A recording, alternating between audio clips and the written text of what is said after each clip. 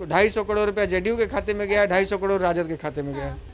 तो अब तो आबादी के हिसाब से तेजस्वी जी को चाहिए कि लोकसभा और विधानसभा में यादवों से ज़्यादा टिकट मुसलमानों को दें। तो अब तो नीतीश जी को कुर्सी छोड़ देना चाहिए भाई, सबसे बड़ी आबादी वाला बिहार का सीएम बनेगा।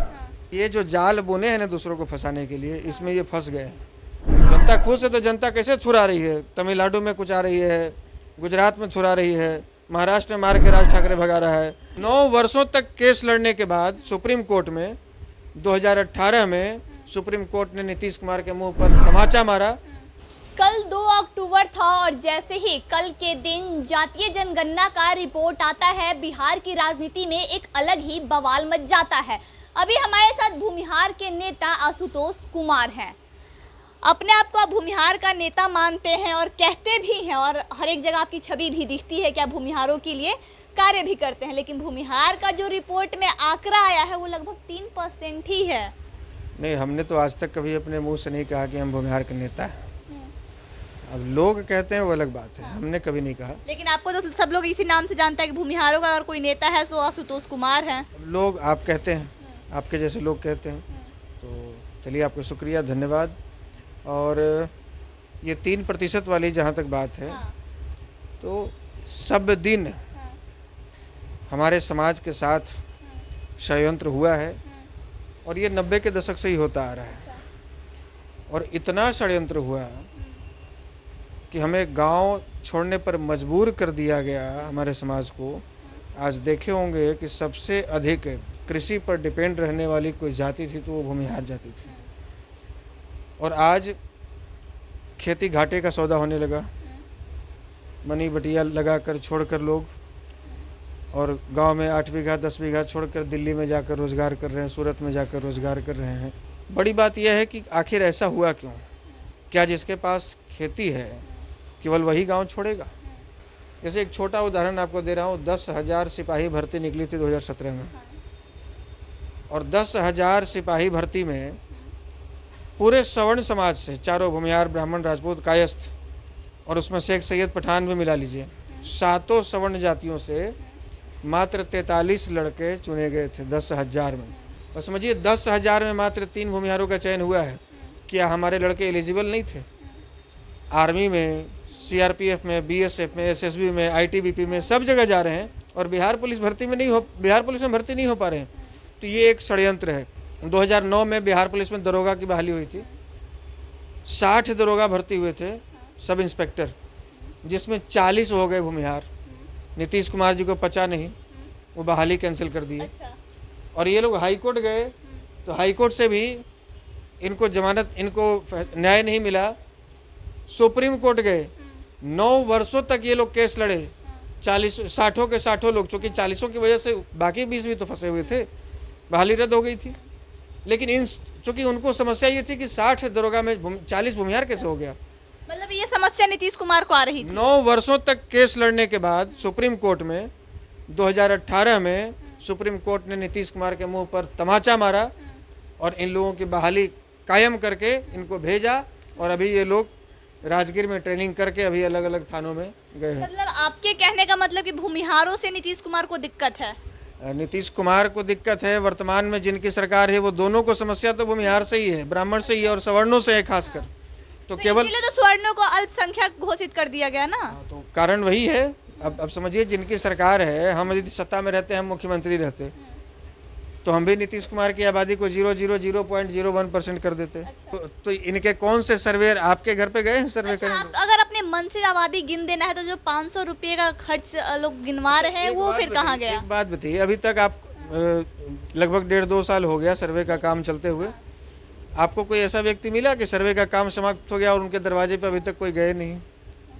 हमें तो हजारों लोग ऐसे मिले हैं और प्रत्यक्ष को प्रमाण की जरूरत नहीं है। हमारे सोशल साइट पे लोग कमेंट किए हुए हैं हजारों की संख्या में कि मेरे घर पे तो आया ही नहीं कोई। ऐसे तो कमेंट फेसबुक पे लगातार आ रहे हैं, कल से ही आ रहे हैं सोशल मीडिया पे। कि इसको सच कैसे माना जाए? तो फेक ही सर्वे है ना।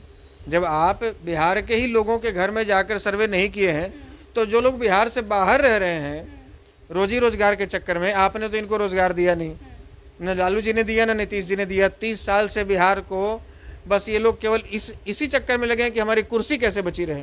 रोजगार तो देने का काम कर रहे हैं ना, 20 लाख रोजगार का वादा किए हैं और आप रोजगार की बात कर तो रहे हैं। रोजगार पकड़ पकड़ के देंगे ना अभी, जिनकी जाति ज़्यादा है।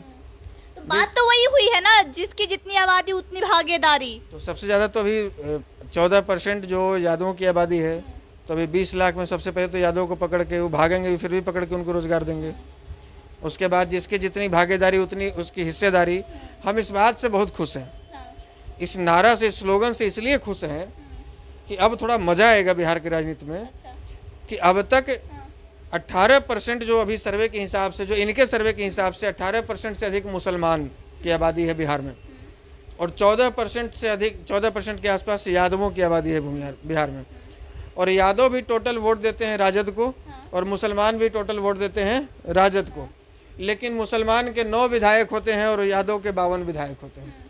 तो अब तो आबादी के हिसाब से तेजस्वी जी को चाहिए कि लोकसभा और विधानसभा में यादवों से ज़्यादा टिकट मुसलमानों को दें। और यदि टोटल आबादी की बात करें तो सबसे अधिक बड़ी आबादी के रूप में, संख्या वाली आबादी के रूप में निकल के आई है ईबीसी, जिसको अत्यंत पिछड़ा जाति, अति पिछड़ा, नाई, धोबी, कहार, कुम्हार जिसको बोला जाता है, उसकी आबादी 36% आई है। तो अब तो नीतीश जी को कुर्सी छोड़ देना चाहिए भाई, सबसे बड़ी आबादी वाला बिहार का सीएम बनेगा। नीतीश जी की जाति तो ओबीसी में आती है, और ईबीसी अत्यंत पिछड़ा वाले ये आ गए सबसे बड़ी आबादी में। तो न्याय संगत यही होगा कि तेजस्वी जी दूसरे नंबर की आबादी वाले मुसलमान के लिए डिप्टी सीएम का सीट छोड़ दें, और नीतीश जी पहले नंबर की आबादी वाले अत्यंत पिछड़ा के लिए अपने सीएम का कुर्सी छोड़ दें। मतलब वो अपना डिप्टी सीएम का कुर्सी छोड़ दे और वो सीएम का कुर्सी छोड़ दे, ये संभव कैसे है? नारा नहीं कहना है कि जिसकी जितनी आबादी उसकी इतनी हिस्सेदारी। मतलब उनका नारा उन्हीं पे भारी पड़ रहा है क्या? ये जो जाल बुने हैं ना दूसरों को फंसाने के लिए, इसमें ये फंस गए हैं, इसमें ये फंसे हैं। अब तो मुसलमान लोग कहेगा कि हम सब वोट आपको देते हैं, तो 52 को यादव विधायक और 9 को मुसलमान क्यों, हमको भी चाहिए, नहीं तो 18% वोट हम अपने पास रखेंगे, आपको लेकिन नहीं। भूमिहार तो कह नहीं सकते हैं, उनका तो 3 ही लगभग में 3% है। अकेले नहीं है, यहाँ 15% सवर्ण इनके हिसाब से है, इनके हिसाब से 15% सवर्ण है। तो 15% सवर्ण, जब ये बताइए कि 14% यादव है, तो उनसे तो भारी हम है ना, नीतीश जी की आबादी से तो भारी है ना 2.5% से। तो 15% जब सवर्ण इनके हिसाब से हैं, इतने बेईमानी करने के बाद, तो जब ईमानदारी पूर्वक गणना होगी तो हमारी संख्या क्या होगी, आप हिसाब लगाइए। इतना कॉन्फिडेंस के साथ आप कह रहे हैं कि बेईमानी करने के बाद, इतना कॉन्फिडेंस कैसे? इतना कॉन्फिडेंस इसलिए चूँकि हमारे घर पे सर्वे वाले नहीं आए। अच्छा। तो हमारे घर की तो बेईमानी हुई ना गिनती में, और हमारे जैसे लाखों घरों में नहीं गए, तो उन लाखों घरों की गिनती में बेईमानी नहीं हुई है। और इसी बिहार से अभी इनके सर्वे रिपोर्ट में क्या कहा गया कि बिहार से 54 लाख लोग बिहार के बाहर रहते हैं रोजगार की तलाश में। अच्छा, तो जो बताइए, 500 करोड़ का जो लागत है, फिर वो कहाँ गया? उस पर भी आ रहे। अनपढ़ आदमी भी जानता है कि केवल दिल्ली एनसीआर में 1 करोड़ से ऊपर बिहारी रहते हैं, दिल्ली हो गया, केवल दिल्ली में। अब सूरत, पंजाब, हरियाणा, तमिलनाडु और जम्मू और आंध्रा और मणिपुर छोड़ दीजिए, केवल दिल्ली में 1 करोड़ रहते हैं। और ये कहते हैं कि टोटल भारत में बिहार से 54 लाख बिहारी मात्र गए हैं। ठीक है, आपके हिसाब से 54 लाख ही गए हैं। उनके घरों में ताला लगा रहता है, वो केवल त्योहारों में, छुट्टियों में या चुनाव में आते हैं। उनके घर की गणना हुई है क्या? हुई है तो किससे पूछे हैं? मुखिया जी से पूछे हैं, वार्ड से पूछे हैं, उनके गोतिया पड़ोसी से पूछे हैं कि उन बहुत सारा सवाल है। और 500 करोड़ रुपये पर आप कहते हैं, चूँकि बार बार आप उस पर आ रहे हैं, तो 500 करोड़ रुपये के हिसाब अभी तक हमको यही समझ में आया है कि 250 करोड़ रुपया जेडीयू के खाते में गया, 250 करोड़ राजद के खाते में गया, क्योंकि उसका तो और कोई काम है नहीं। 500 करोड़ रुपया क्या करेंगे भैया इसमें? जाति बिहार की मतलब विकास का वो लोग बात करते हैं कैसे, अपने अपने खाते में लेके? जनगणना में 500 करोड़ रुपया का क्या काम, बताइए? जनगणना तो ये प्राइवेट एजेंसी को हायर नहीं किए हैं कि उसको 200 करोड़ रुपया देकर उसके स्टाफ से करवा रहे हैं, ये सरकारी कर्मचारी से करवा रहे हैं। और सरकारी कर्मचारी को पेमेंट दे रहे हैं, चाहे वो टीचर हो चाहे कोई, उनको सैलरी मिल रही है कि आप घूमिए, कभी बकरी घुमवाते हैं, चिन्हवाते हैं, कभी कुत्ता चिन्हवाते हैं, कभी शौचालय गिनवाते हैं, और इस बार घर घर जनगणना करवाए हैं। अच्छा, तो लास्ट सवाल ये रहेगा कि अगला आने वाले चुनाव में 2025 या 24 की बात करें तो स्वर्णों और ओबीसी की राजनीति होगी क्या? देखिए, सवर्ण और ओबीसी की राजनीति की बात नहीं है। बिहार के लोगों को ये समझना पड़ेगा कि हम जिसको 32-33 वर्षों से अभी तक बिहार में बिठा कर रखे हैं, चाहे लालू प्रसाद यादव जी हों, चाहे नीतीश कुमार जी हों, आज ये बिहार को किस स्तर तक पहुंचा दिए हैं। और बिहार कि थू-थू हो रही है पूरे देश और दुनिया में कि जिस स्टेट का हालत यह है कि उस राज्य का मजदूर दूसरे राज्यों में जाकर लात जूता खा रहा है, गाली सुन रहा है, बिहारी शब्द गाली बन गया, मजदूर की फैक्ट्री बन गया, यहाँ कोई फैक्ट्री इंडस्ट्री नहीं है। और उस राज्य के लोग आज भी कोई फैक्ट्री लगाने के बजाय, कोई इंडस्ट्री लगाने के बजाय, यहाँ पर रोजगार सृजन करने के बजाय यहाँ पर जाति की गिनती करवा रहे हैं, यह जिसको गृह युद्ध की तरफ झोंक रहे हैं। तो आखिर बिहार को ये ले जाना कहाँ चाहते हैं और कैसे हाथों में हम बिहार को अब सौंपने जा रहे हैं, ये सोचना बिहार के लोगों को होगा।